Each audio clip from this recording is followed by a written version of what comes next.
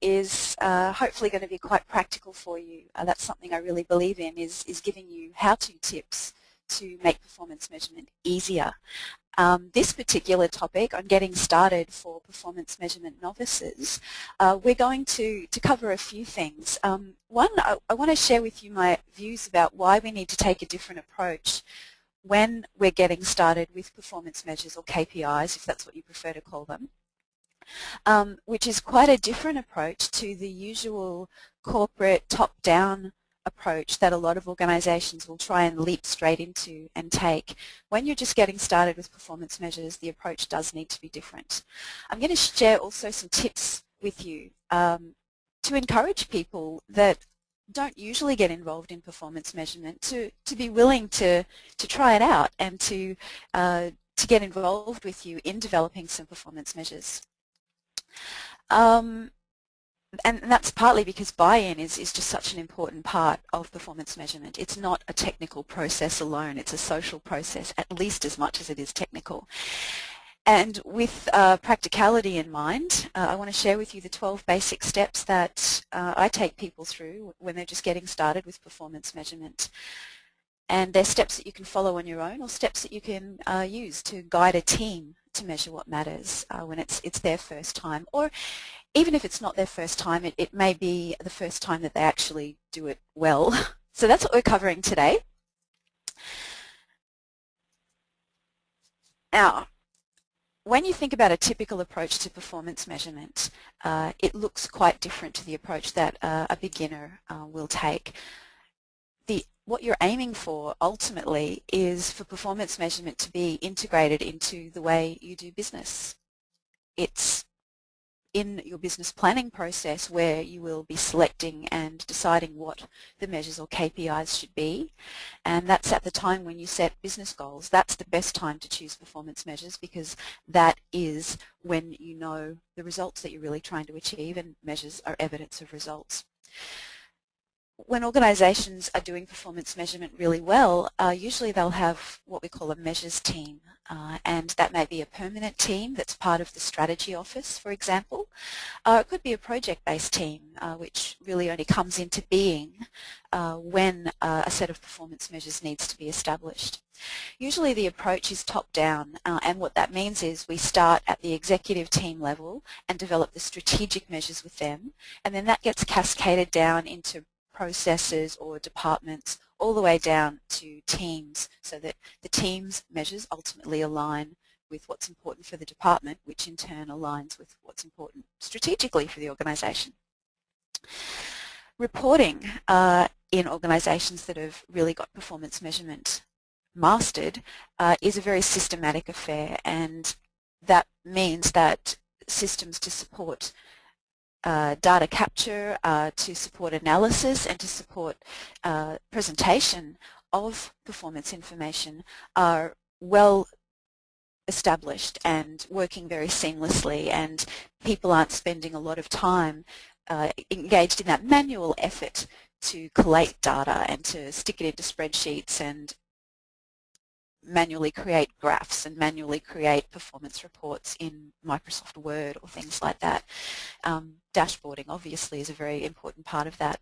And another very essential attribute of an organization that's mastered performance measurement is that they have a regular way of using their performance measures, of putting them into decision making, so that they're taking the kind of improvement actions that will move the organization toward its goals. In other words, they're using their performance measures very regularly to keep strategy execution on track.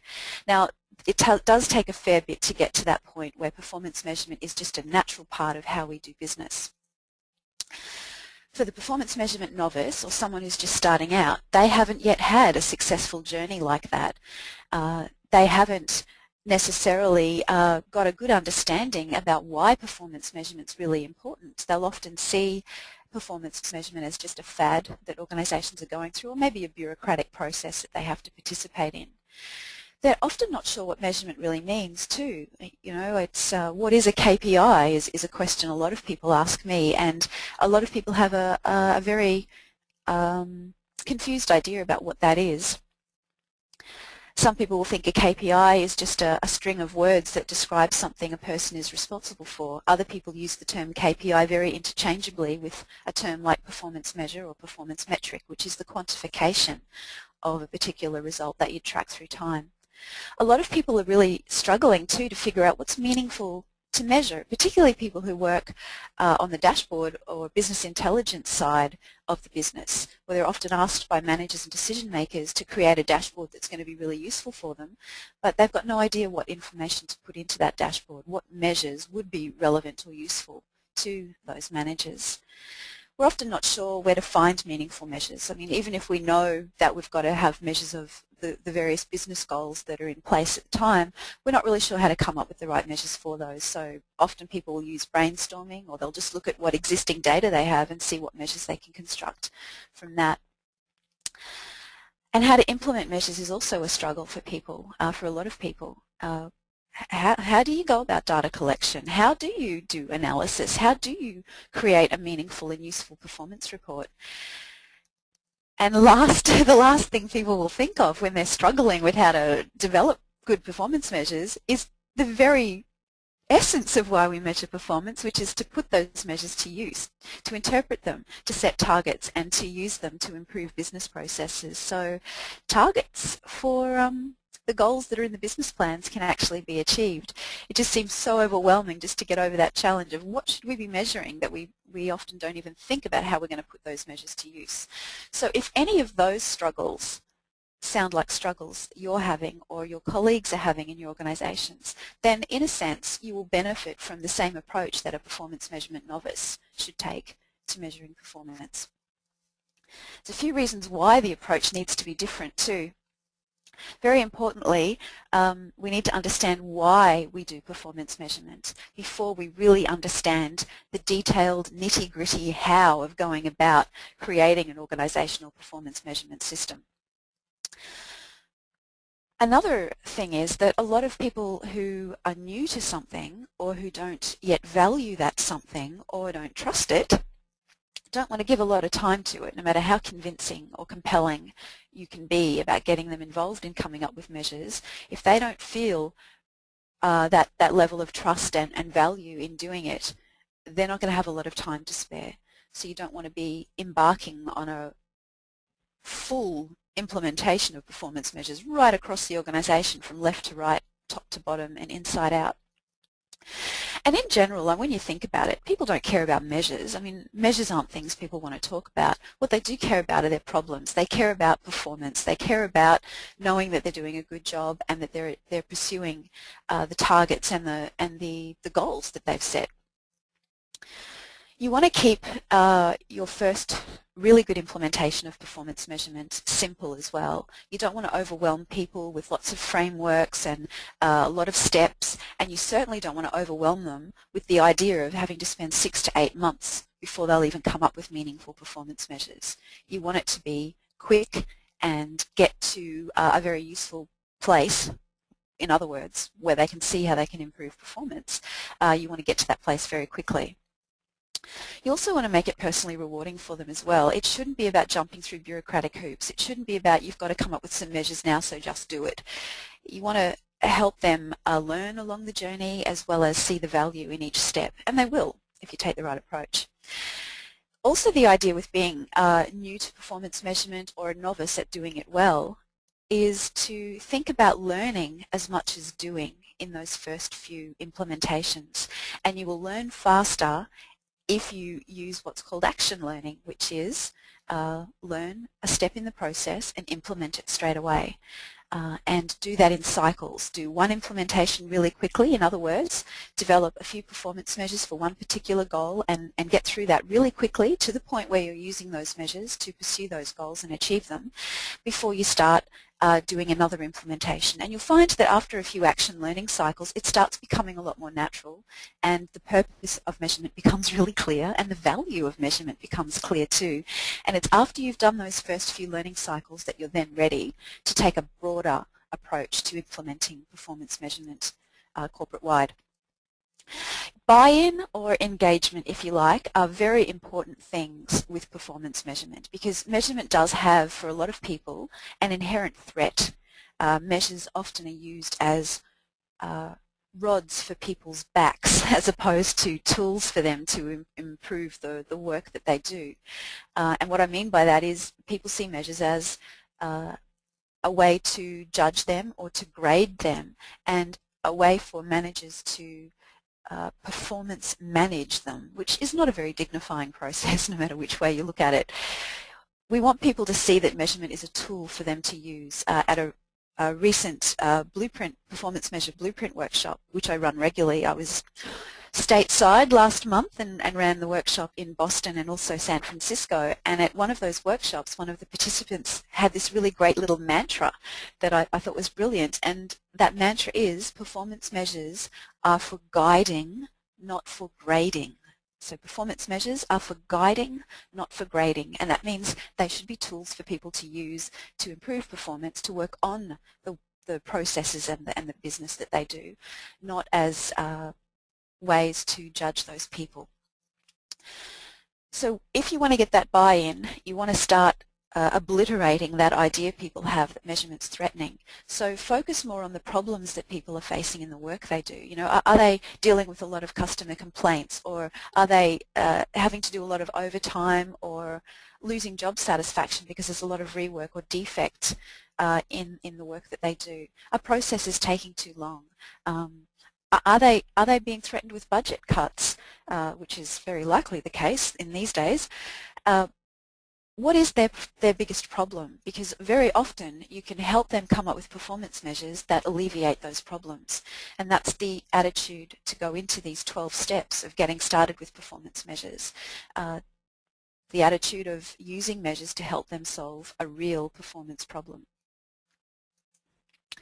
So a simple example here is a team may have a problem with, a sales team for example, may have a problem with how long it takes them to convert a prospect or a lead into a customer. It may be that they're just not hitting their sales targets and they're just not sure how to manage that. So one thing they want to do is maybe make it a faster journey from prospect to customer or lead to customer.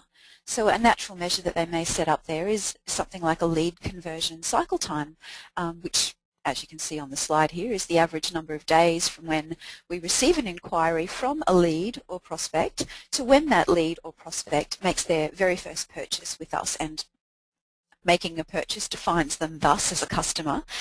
And then setting up a simple little graph that tracks that lead conversion cycle time through time, so we can see how things are varying from month to month or week to week, and working on our lead conversion process, the way we interact with a prospect to help them make the decision to become a customer, so that ultimately we see that cycle time come down, which you can see in that graph. The last little series of 8 or 9 points there are really showing that the lead conversion cycle time has definitely improved in this case. It's a nice, simple approach, a nice, simple place you want to arrive at where measures are being so informative as this. Now, before we dive into these 12 steps, I want to share with you the principles that sit behind them, and they're very, very important principles to keep in mind. The very first one is start small and focused. Don't try and apply these 12 steps to 17 business goals or to 6 teams all at once. You want to start with one team, one goal, and work through the entire process with them. Take small but frequent steps. I mean, these 12 steps are not big, they're not complex, they're not challenging. Each one of them can be done in a matter of minutes for the majority of them. So take small but frequent steps, and that might mean you might sit down with your team and in 1 week you'll have a 1-hour meeting with them, and you might move through the first 2 or 3 or 4 steps in the process with them then. But the very next week you want to come back together again. You don't want to let a lot of time pass by or you will lose momentum. Make the journey of these 12 steps more about achieving the goal, not about creating measures. And what I mean by that is make sure that the end that you've got in sight when you start these 12 steps is about making an improvement to performance, not about just setting up some measures. Measures don't mean anything until you're using them to improve performance. Principle number 4 is to make measurable progress towards your goal. And what that means is use your measure, implement some kind of improvement, and look back at your measure to see, did that improvement initiative work? Principle 5 is have a complete experience really quickly. So don't go with the long drawn out, let's try and measure everything that matters approach. Stay very small and focused, but really devote yourselves and commit yourselves to following all through the 12 steps.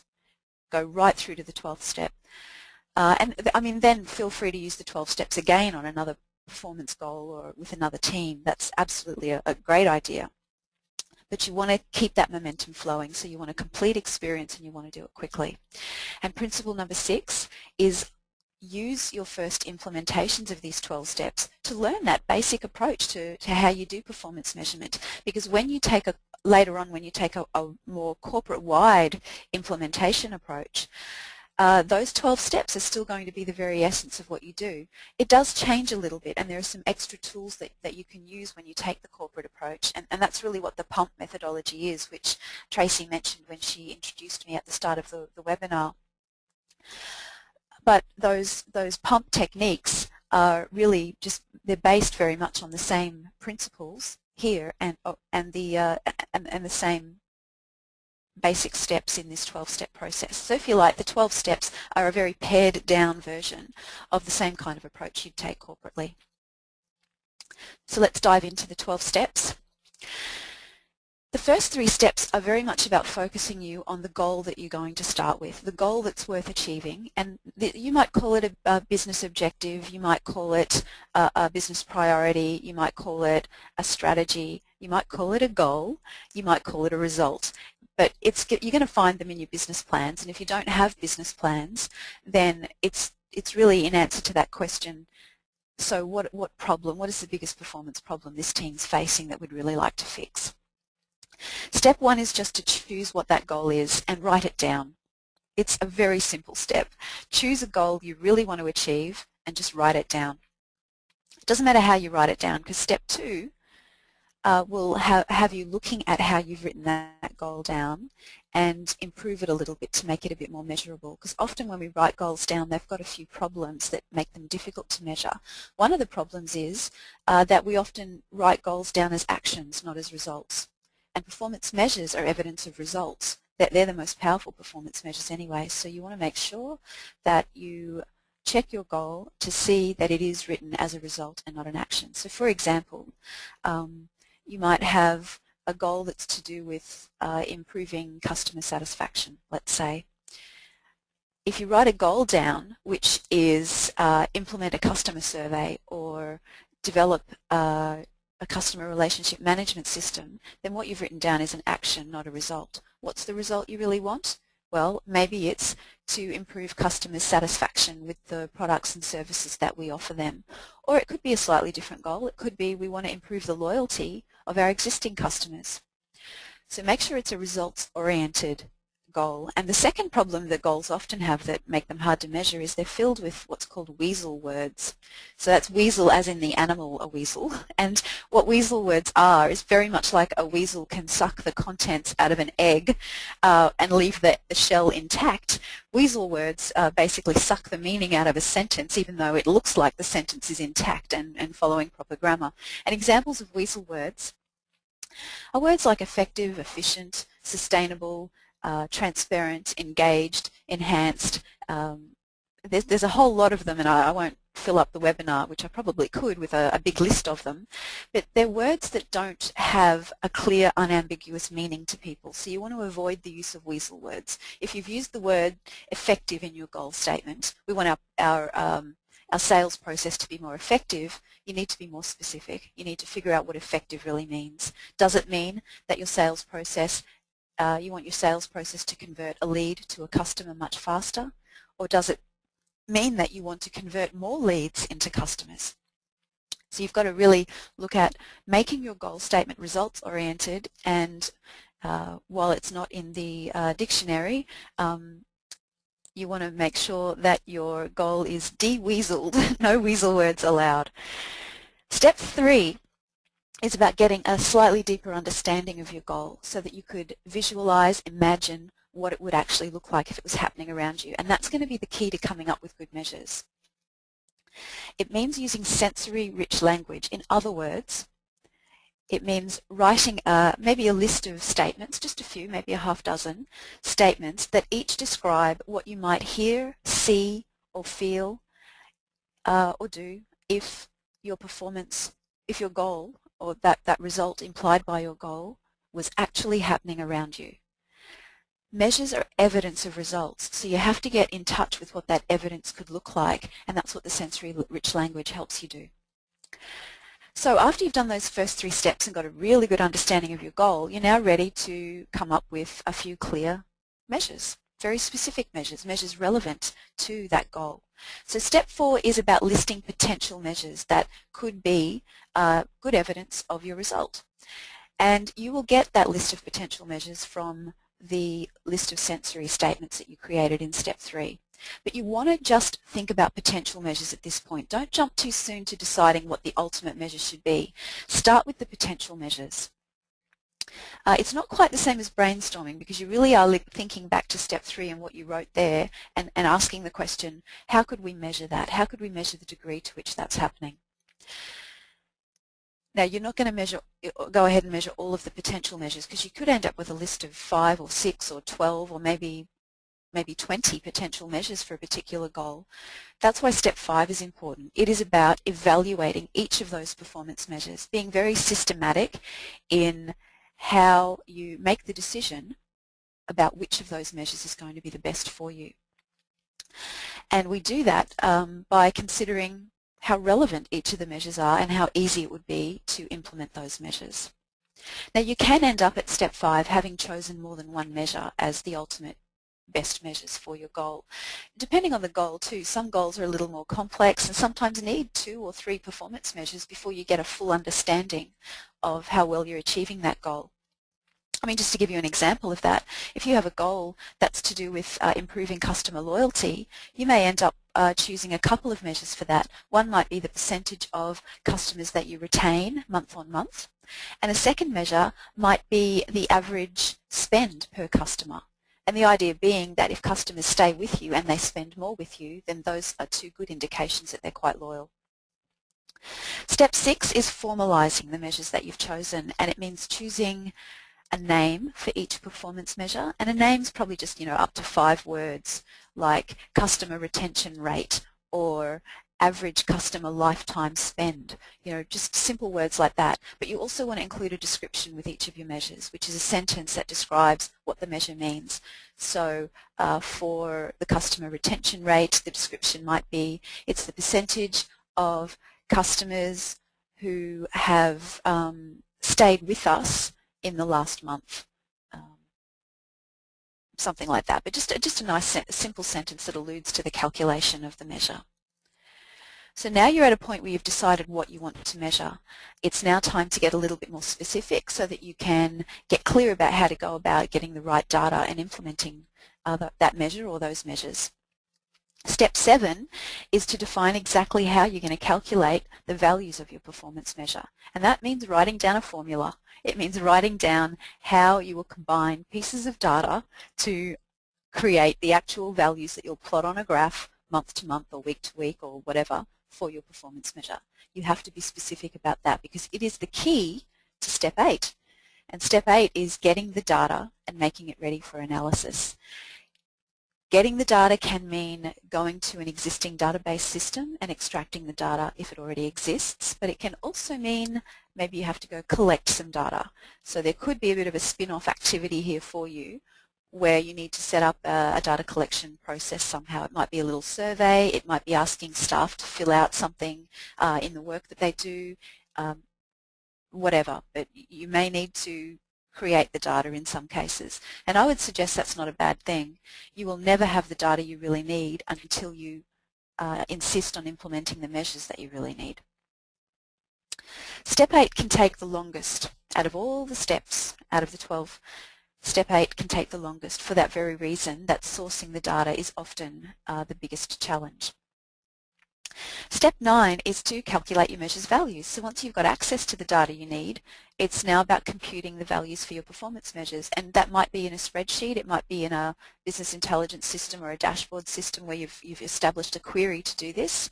But it's about having the, if you've decided to measure something monthly, like the customer retention rate, it means that you've got every month a value for the customer retention rate there. It can often help too, and you do this back in step 8, to go back and get some historic data as well, so that you've got a decent amount of data to start drawing some conclusions from.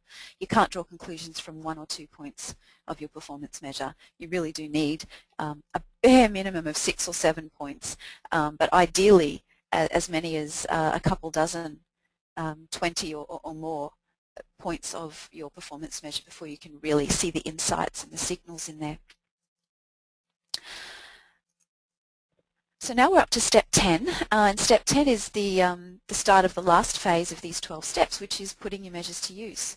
Step 10 is about choosing the right kind of graph to display your performance measure values so that you can highlight their real message. And look, almost always the best kind of graph to use for a performance measure is a line chart of some kind. So you can see that time series, you can see that the fluctuations and variations and patterns in your performance measure values as they go over time.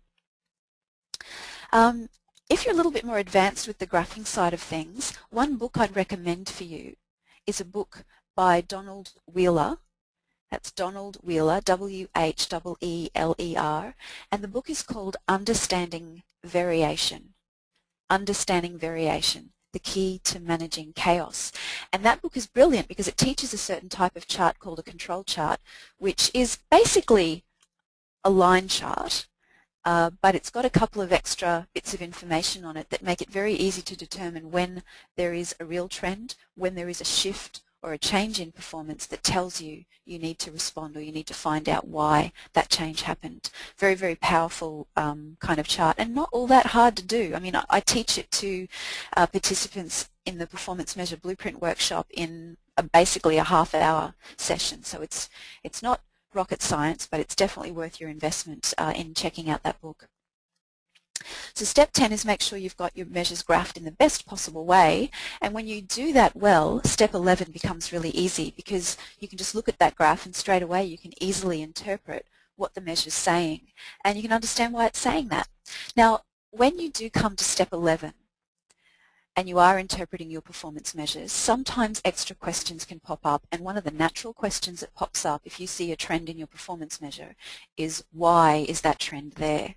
What caused that trend? And that can often mean it's worthwhile going back and looking at more data to see if you can find out what the cause actually is. So bear that in mind. Step 11 can have you going to do a little bit more analysis, investigative analysis in this case, to look at what the potential causes might be for a particular signal that you're seeing in your performance measure.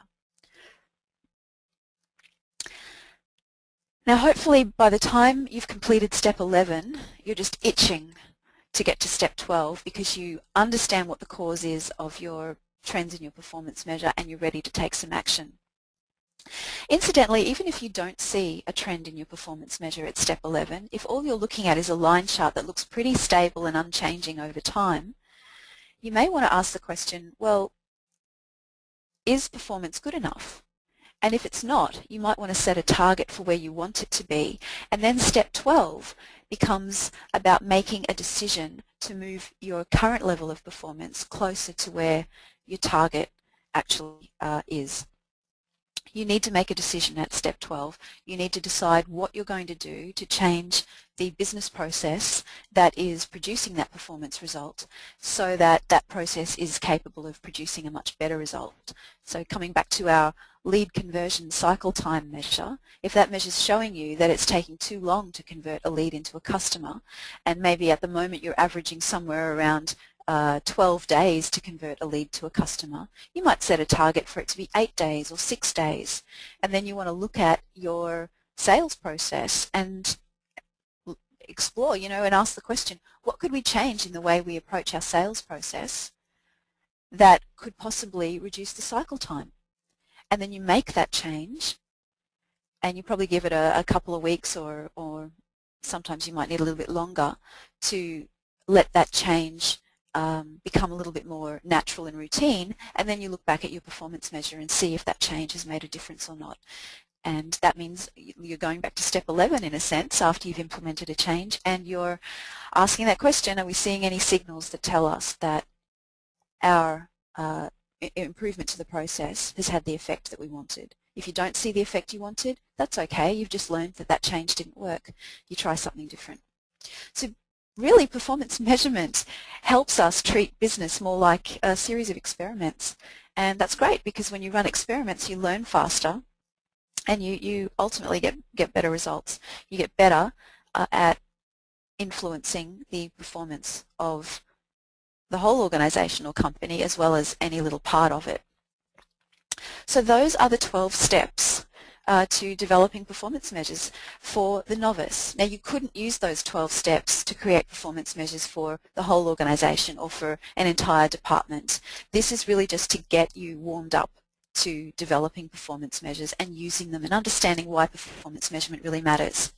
But the point of these 12 steps is that you start very small, very specific, that you learn quickly, and then with that confidence that you get from learning quickly and getting a few runs on the board, if you like, you can grow from there.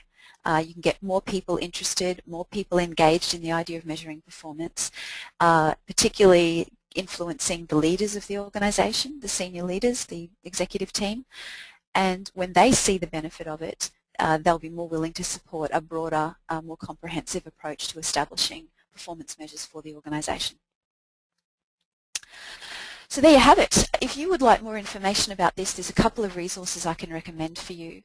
One is free, and that's an ebook that you can download from my website. It's called 202 Tips for Performance Measurement. And in terms of getting started with performance measurement, I've listed there the tips out of that ebook that are most relevant. So you could jot those tips down and then pop over to my website. I've given you a URL there. It's stacybarr.com/kpionline.html, special page just for you guys. And on that page, you sign up to get the 202 tips. So I know it's an exchange here. In exchange for your name and email, you can have this ebook, but you'll also get an email newsletter from me twice a month, which has been going for years and years and years. We've got thousands and thousands of subscribers around the world, and every month I just share with you more tips for performance measurement to help you, well, help you make it easier to do and also more engaging or people-oriented. So you can go to that URL, stacybarr.com/kpionline.html, and sign up there for free, and you will get that ebook as a download virtually immediately. And look up those tips that I've got listed there on the slide, because they relate very specifically to when you're getting started with performance measures. The second thing is not free. It's a how-to kit, but it's quite affordable, under $100. It's called Getting Started with Performance Measures, and it has these 12 steps in it in detail, with lots of examples, even more instructions than I've given you on this webinar. It also comes with a workbook template for you to follow through and fill in as you go through each of the 12 steps, and an audio class where I teach you in a lot more detail and guide you through the 12 steps. So just save you time. You know, the how-to kit, that's the whole idea of it, is, you know, sit down with the how-to kit and with your team and just follow it through. You don't have to create any templates, you don't have to do anything other than just open it up and get started. So you can read more about that how-to kit and get access to it if you're interested at gettingstartedwithperformancemeasures.com, which may be the world's longest URL, I'm not sure, but it's easy to remember, gettingstartedwithperformancemeasures.com. So I hope those two resources help you, and I really hope that you've gotten some ideas, some practical ideas out of this webinar today. Tracy, it would be great if we can take some questions from our listeners and see if we can just fill in a few extra little gaps for people. Sure, absolutely. Well, first, Stacey, thanks again so much for the valuable information on performance management and the most practical ways for novices to get started. So now we're going to go ahead and open up the floor for any questions. If you do have a question for Stacy, please feel free to enter it in the question box in the webinar control panel. And Stacy, it looks like we're already getting one or two coming through. The first question here, it says, I am on a scorecard project, currently defining measures.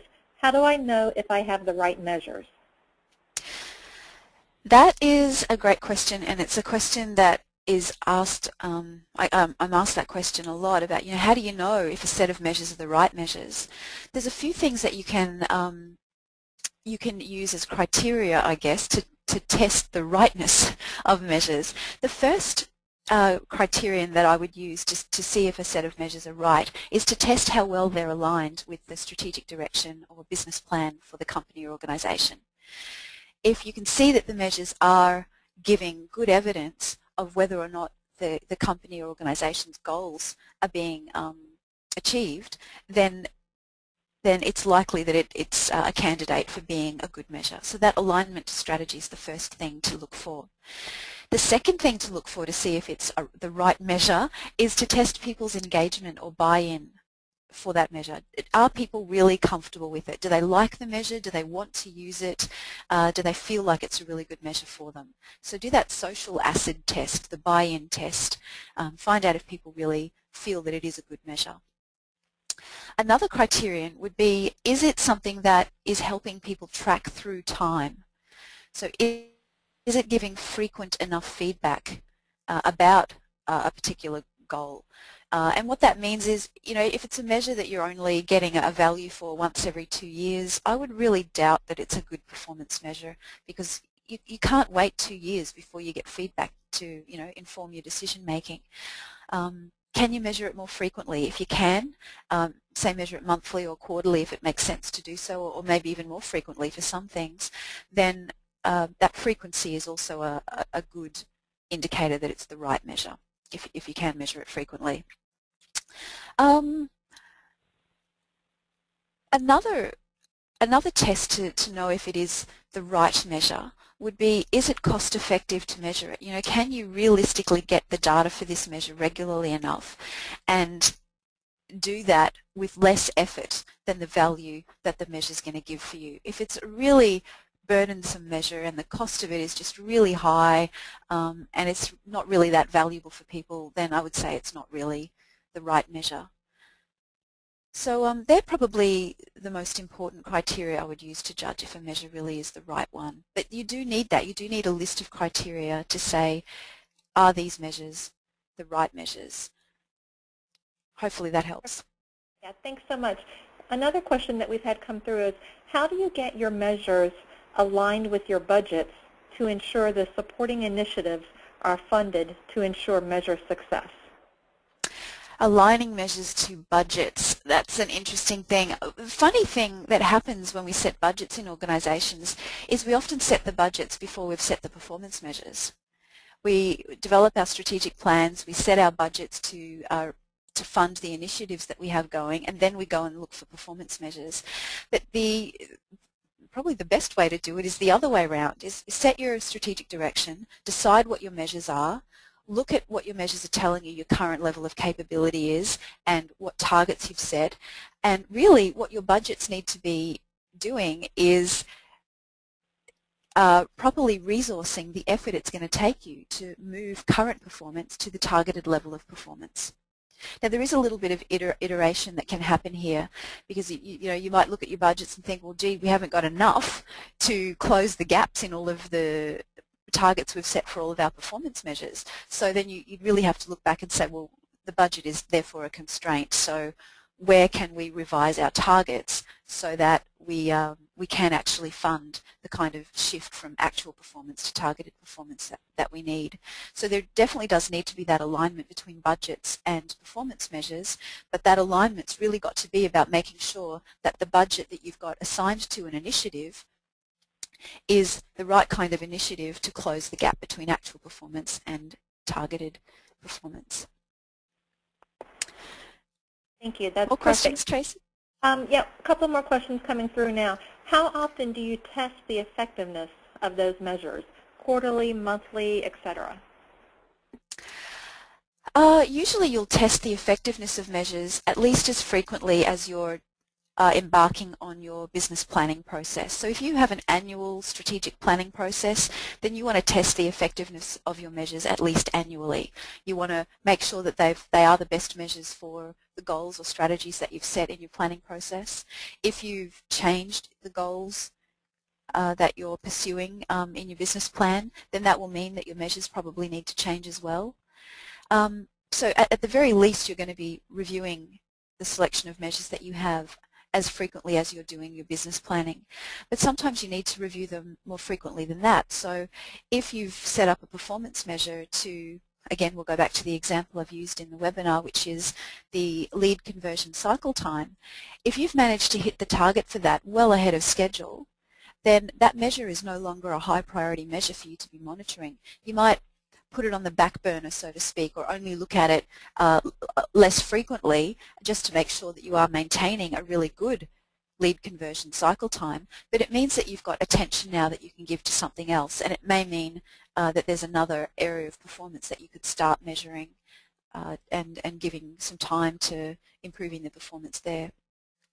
Sometimes measures prove not to be all that useful in practice.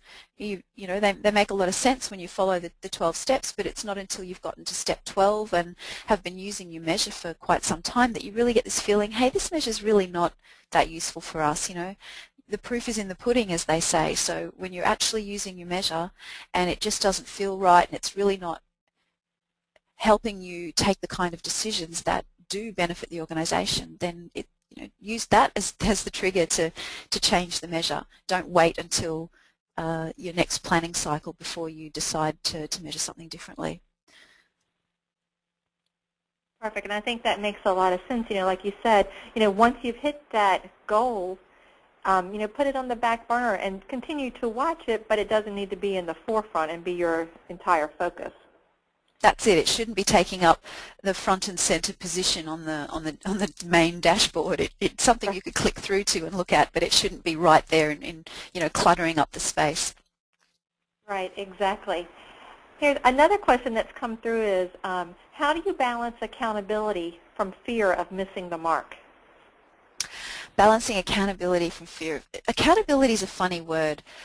This comes back to the fear that people have of performance measures, and when somebody is being held accountable for a particular performance measure, which usually means that in some way they're going to be judged based on what that performance measure is doing, like whether it's hitting the target or not, then it's only natural for people to feel fearful of that situation because they stand to lose if a performance measure's not showing a good result, and they stand to lose a financial bonus, they stand to lose some kind of reputation or a loss of face, they stand to lose budget or autonomy or something that's one of the perks of working for an organisation. We don't want to lose those things. And it's not just the people who are incompetent that have this fear, it's also people who are very competent but just happen to have been held accountable for performance measures that they only have influence over and not complete control over. Now, don't think that the answer here is to only hold people accountable for measures they have complete control over, because those measures don't exist. It's more meaningful to measure what we have influence over. The measures that we have control over end up being too trivial. So, we end up just measuring our actions and behaviours and not the results that we produce. The results we produce are impacted by a lot of other people, by things happening out there in the big wide world.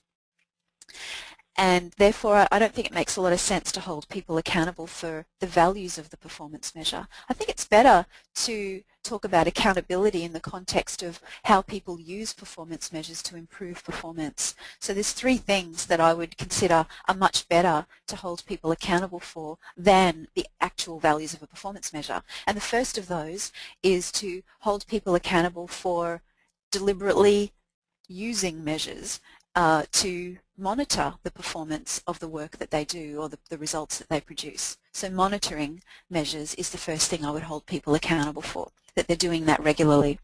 The second thing I would hold people accountable for is interpreting those performance measures to make sure that they are testing whether or not improvement is actually needed in the work that they do and the results they produce. And the third thing to hold people accountable for is that they actually initiate action to improve performance based on what their measures are saying to them. Now what that means is they're exercising to the fullest extent their influence over performance and over the results that they produce. That's the kind of behaviour you want to hold. You want people to be doing, and there's nothing fearful about that. It's quite a easy thing to do for people to monitor performance when you give them the tools like these 12 steps to figure out what the measures should be, and for how to interpret and monitor them, and for how to initiate action to improve performance. So one of my favourite authors in the performance measurement field is Dean Spitzer, and Dean Spitzer wrote a book called Transforming Performance Measurement, and in that book he says measurement is everybody's job, and I think this is what he means. I think this is what he means by measurement is everybody's job, is that we need to have all be accountable for monitoring the results that we produce, using measures, interpreting those measures to make sure we know when we need to respond, and thirdly, taking those responses or acting to improve performance, to work on the business, to work on our processes and not just in them. Perfect. Now that makes complete sense as well. And then one more question that's come through, Stacy, is where goals have multifaceted measurements associated to them, do you have any tips as to how to prioritize them? I would suggest no. I mean, one of the things that people tend to do is where they've got a goal and they've got maybe 3 or 4 measures that are collectively providing evidence of that goal or are being used to monitor that goal, what they'll want to do is roll those measures up into some kind of index. Usually it's a weighted index, so each measure gets its own little weight and then some weird calculation happens and you end up with a single value of something to monitor that goal. They don't tend to work. I mean, they look great, and the technology is there to do it. They look great on a dashboard, but they really don't have a lot of meaning in decision making. They mask what's really going on with performance measures. It's the only way to ever prioritize performance measures or give them different weights to roll them up into an index is to make subjective decisions, and we don't need to add more subjectivity to performance measurement. If you find you've got too many measures and you've got this feeling like you want to prioritize them, the problem is you've got too many performance measures, and the best thing to do is to say, well, which measures are the most useful for this particular goal or that particular goal, and just focus on using those measures and be brave enough to stop measuring what's really not that useful. If a goal really does need 3 or 4 performance measures, then accept that it's a really complex goal and you need to be looking at those 3 or 4 performance measures.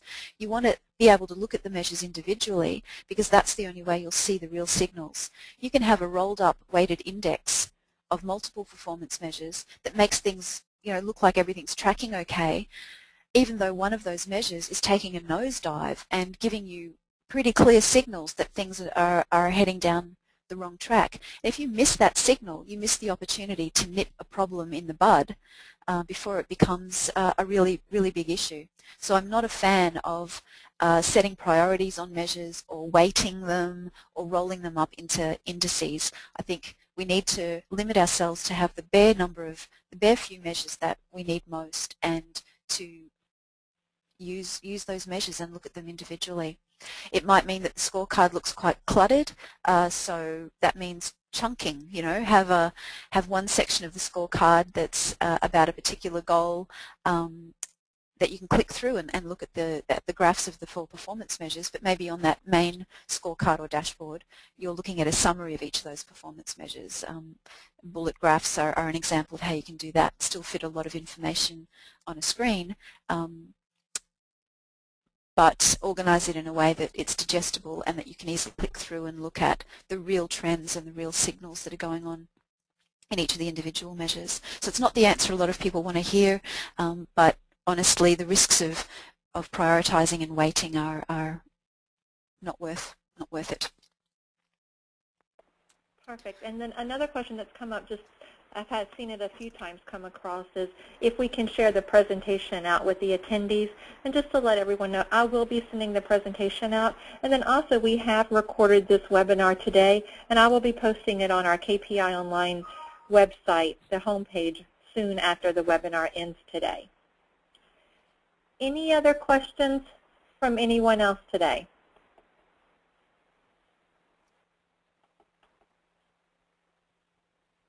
Stacey, it doesn't look like we have any other questions coming through. So once again, I'll just thank you for your time today. It was a very important topic that we spoke of today, and I believe our attendees have received quite a bit of valuable information and tips and tricks on getting started with performance measurement. For everyone else on the webinar, please feel free to get in touch with me directly. If you have any follow-up questions, you can reach me from the KPI Online website. You'll see the link for contact. And then also keep in mind I will be posting this webinar recording on our website soon. And thanks for your time today, and enjoy the rest of your day. Thanks again. Thanks, everyone.